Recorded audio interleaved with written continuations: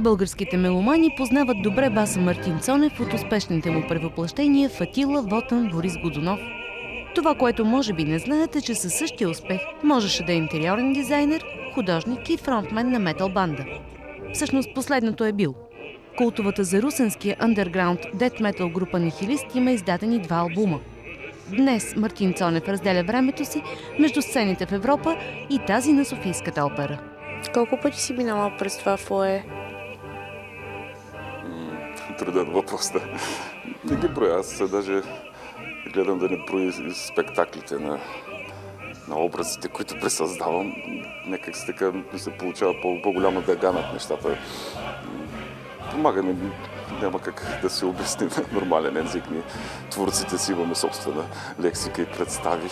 Фаталист ли си, когато имаш представление? Имаш ли някакви ритуали? Не. Фаталист не. Гледам да спазвам дисциплина, помолваме се на Твореца, на Бог, да сме на добър час, просто да не се случват разни куцузи, както го наричаме. Много силни роли изигра тук на тази сцена в последните няколко години. Много сериозна история, много смелост трябва за тази професия и за понякога дори дързост. Ние басите, пък българските, имаме някакъв такъв, не знам, прокоба ли или нещо, благословия, да започваме на много ранна възраст да пеем най-сериозните неща. Аз Атила за пръв път изпях на 27 годишна възраст. Орлин, нашия приятел, още по-млад е изпял, доколкото знам. И така е, но за щастие явно имаме здрави основи от нашия учител Георги Делиганев. И явно се развиваме напред, защото той винаги отрича. Казва, аз не, вие сте се развили, ние направихме каквото трябваше за това ниво. Как стигна ти до пеенето? Знам, че си пораснал в Русенската опера. Да, покрай баща ми, който 40 колко години беше главен говорник, корепетитор, който работил с най-големите имена и композитори и певци. И аз бях там от малък на репетициите, но по-скоро просвирих пиано, китара и така нататък. Пеенето винаги ми е гаделичкало отвътре така, но ние момчета сме малко по-забавен мутация на гласа и дълго се колебаех какъв е този глас. Сега висок, нисък, среден. Разбира се, с популярна музика опитвах там пък по-високи гласове се търсят. Аз викам, явно няма да е това. И накрая попаднах при Георги Делиганев, където търсихме 2 години, 3. Бях извънреден ученик, защото така бяха правилата. Вече учих вътрешен дизайн, архитектура в Русе. И лека по лека, той по едно време каза, той е такъв много прям човек и защо не обича да заблуждава учениците си. И това е силна школа, защото тренира и нашите характери. И казва, с това нещо може да си вадиш някой ден прехраната. Как гледаше той на група Нихилист? Той знаеше, аз не съм крил. Разбира се, беше много различно. И опасно, дали, защото той е съвсем различна техника. Също техника на пеене, аз го казвам на английски voice, защото то не е точно пеене. Това е различни звуци, интересни такива експерименти, но това никой не ме е спирало, затова може би станах и професионален артист, да, точно. Не се ограничавам само с пеенето, с операта, свиря, рисувам, правя какво ли не. И така, той даже след години ми поиска, защото се виждаме на гости, да изслушат цялото това нещо и го издържа, без да някакси... И баща ми също издържал. Намереше много интересни неща, макар че това е екстремна музика. Ние сме правили винаги много музикантска, много интересна.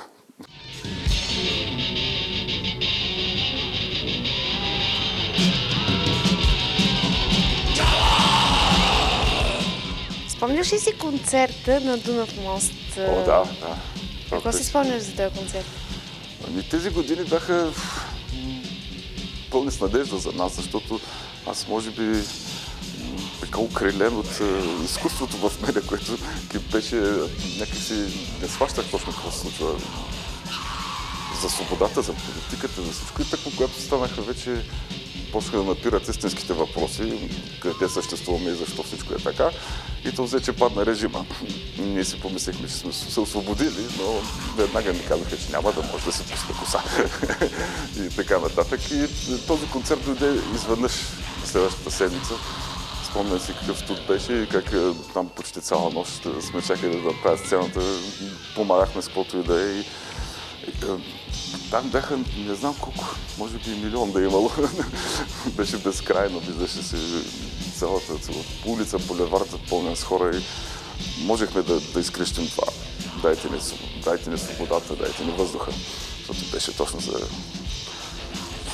скандалите покрай румънския завод, които днес продължават, само че с друг завод, както чувам. И сега 20 и колко години, няма да ги броим, вече с спусната коса. 96-та година дебютирах на сцената в Русе. Като оперен певец. Преди това свирях сериозно, нали, от, да кажем, 16 годишна възраст с китарите и така. Но гледам, минаха много години и още не съм се загубил нещата, защото при нас е много опасно, както споменахме. Дори един Атила е много трудна роля. Няма как да се правят компромиси. Като стигнем до един Вотан, там пък е най-дългата роля на света, записана за несъглас. Там са, може би, 3 Атили на една вечер. Че може би и повече. И съм щастлив, че явно оцелявам добре. Щом съм търсен, мога да осъществявам моето предназначение, заради което съм на тази земя.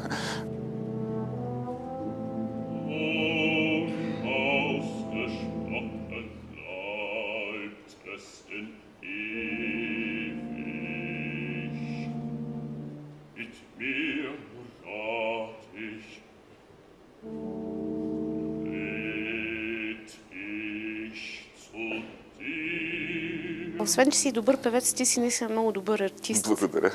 Не знам дали е за добро или за зло, но понякога се чувстваме наказани в това десетилетие или даже половин век, може би, в който ни е съдено на нас да сме на сцената на моето поколение и 2-3 поколения, нали, напред-назад да речем, където все повече се засилва важността на актьорската професия. Даже се стига до скандални крайности. Аз съм правил чудеса на сцената, които просто ги изискват режисьорите. Колкото по-на запад, толкова по-зле, кърбички да речем. Всичко тръгва от Германия с този режи театър, в който се сменя концепцията на всичко. И заведнъж не е този, който е в момента на сцената. Той не е най-важният, той е просто една пионка. И най-важният става режисьора, сценографа. Даже вече не се пише на плаката кой пее. И това не е само в България, това е по света. Не знам, много от тях осъзнават, че това е така и ни носят, опитват се да ни носят на ръце в репетиционния период, но това не се получава винаги. Как се оцелява в Германия? В опера в Германия? С борба, да, с доказване, разбира се, и в нашата професия има мръсни игрички, какво ли не. Но някак си там хората го правят по-културно, не знам, защото там е като Вавилон 5 в оперния свят. Всички се стичат там от всички краища на земята. И това е постоянно текучество. Съответно, трябва много да държиш ниво и да израстваш. И въпреки, че израстваш, там някакси традициите са да има това нови лица, нови гласове. Няма значение, че ти иска публиката. И пак ще дойдеш или нещо такова. Не е както нашите родители се мислят по социализма. Започваш на едно място и работа и там се пенсионираш. Няма такова нещо пред нас. И това е хубаво, защото ние гледаме какво ли не. Обикаляме света и научаваме какви ли не чудеса. Но това е и целта ние да покрием колкото се може повече публика, да достигнем с нашето изкуство, съответно и развитие. Успяваш ли да си менажираш кариерата? Избираш ли си постепенно това, което пееш, или си от тези артисти, които са лакоми, искат да изпеят всичко веднага? Разбира се, има го това. гир, нали, на немски, по-скоро стремеж. Нали. Защо пък? Аз за себе си от малък пък съм откривал и някаква скромност, така, айде ще му дойде времето или нещо такова. По-предпазлив съм бил винаги, но като има шанс, пък винаги съм опитвал. Нали. То се започва вкъщи с пианист, издържа ли човек, на това ниво ли е, стъпал ли на тази платформа вече, за може да си позволи да изиграе, да изпее нещо огромно като, нали, централна роля. И за сега ми се е отдавало някак си. Аз обичам да работя. Има ли нещо, което много искаш да изпееш, още не ти се е случвало? Не знам, както започнахме доста млада възраст, изпяваме почти всичко. Разбира се, винаги съм си мечтал за един Атила, за един Дон Жуан. Успях да ги изпея на млади години, а сега за Вотън това е просто един връх, който явно ще трябва да се защитава. Това е по-трудното. При нас е много по-важното да се стигне. Друго нещо е моя мисъл, че тези роли, това са легенди. Легендата за един Дон Жуан, за един бог да пееш Вотън, нали, нещо такова. Това може да се пълни със съдържание цял живот. Така че има много работа, която ме чака. Не съм си легнал на лаври или на някакви аплаузи, които казват, това беше. Ти достигна. Така че един живот не стига. Успяваш ли да се подготвиш сега, когато имаш бебе и трябва да се пази тишина и да се спи? Да, това е предизвикателство, разбира се, но ние така, певците понякога се лишаваме от такива неща доста дълго време. Някои за цял живот не могат да си го позволят. Дори хомо двойките, там пък има не знам каква ревност. При нас съм пълно с такива колеги, така че не случайно ги споменавам. Почти невъзможно да се живее заедно. Аз доста почаках, но тази година се реших и на двете и така бяхме благословени с детенце. Сега се боря и но някак си това е като вдъхновението да постигнеш някой връх в голяма роля или така. Това е съвсем друго щастие. Ще стане ли от него певец? Надявам се да ще видим, поне майка му иска да е поне диригент. Не знам.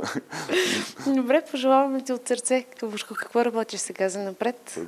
Благодаря. Сега работим върху Берлиоз. Бенвенуто Челини е една много предизвикателно това. Това достига до вагнериански такива измерения.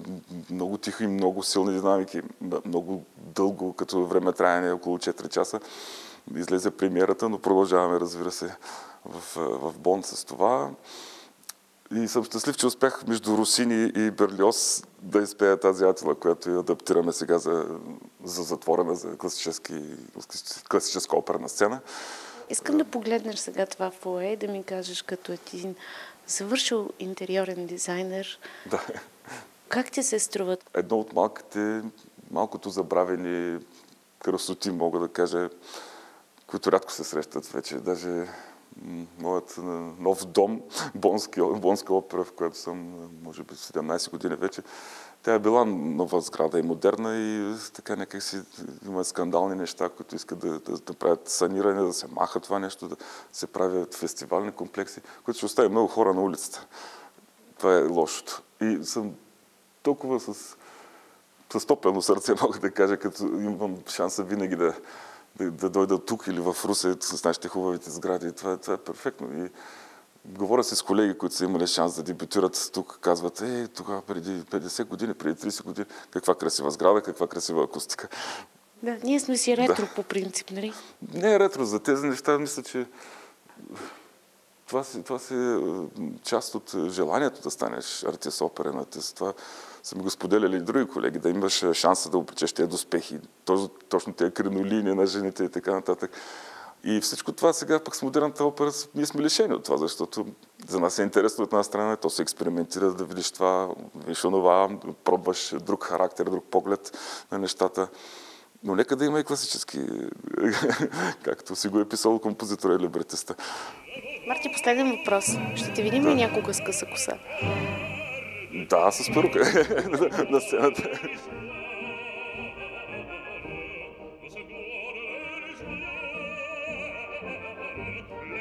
Chaque chose